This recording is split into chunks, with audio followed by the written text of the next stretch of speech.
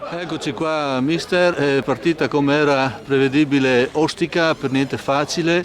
Abbiamo trovato un cordonier motivato, anche loro hanno fatto non da molto un cambio tecnico. C'è stato questo rigore che è stato tanto contestato, dai spalti non si è visto, che è stata la chiave della partita. Iniziamo da qui. Lei cosa ha visto dalla panchina?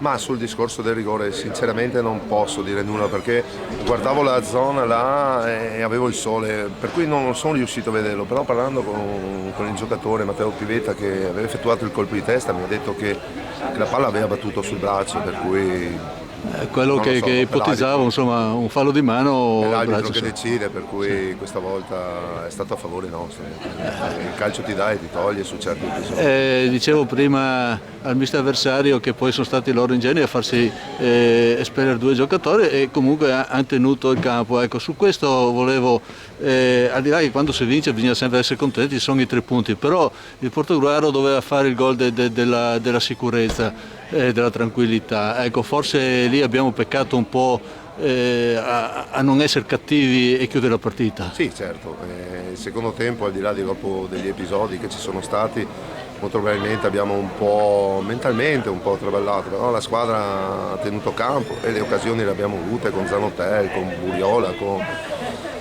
mi sembra con Sì, Baron, 3-4 per volte. cui siamo stati troppo così veloci nel chiudere l'azione, magari se temporeggiamo un po', se gli avevamo una situazione diversa, magari potevamo fare il 2-0, però insomma avevamo fatto un buon primo tempo, forse meritavamo il vantaggio noi il primo tempo.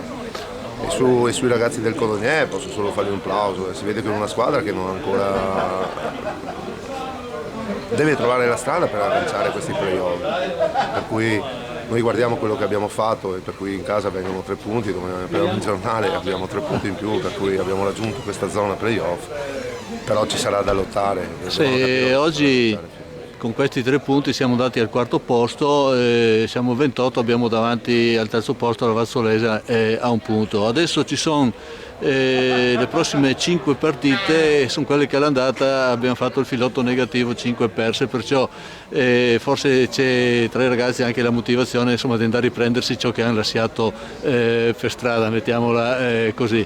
Come vi state preparando a questo? Sicuramente, adesso giochiamo su questa che è stata la gara di oggi, dopo in settimana ripartiremo. Sappiamo, i ragazzi sanno da quando sono arrivato che sono tutte battaglie, ecco, dall'inizio alla fine, per cui abbiamo visto anche oggi, ecco, oggi è uno specchio di quello che sto dicendo. Per cui le valuteremo di settimana in settimana e come ho detto sin dall'inizio, ne prendiamo una alla volta e poi si vedrà. Sicuramente sanno che devono vendere cara la pelle perché è tutta un'autostima che subentra su di loro vincendo come abbiamo fatto oggi, per cui continueremo e cercheremo di dare soddisfazione al pubblico e alla società. Allora, chiudiamo con una nota sull'infermeria, come siamo messi? Ma diciamo dobbiamo recuperare Raffaele Clemente e come resto siamo abbastanza a posto, ecco, abbiamo recuperato tutti in questo mese, 20 giorni che ci siamo allenati, per cui è arrivato il Buriola. Vediamo in futuro, dai. Bene, grazie mister.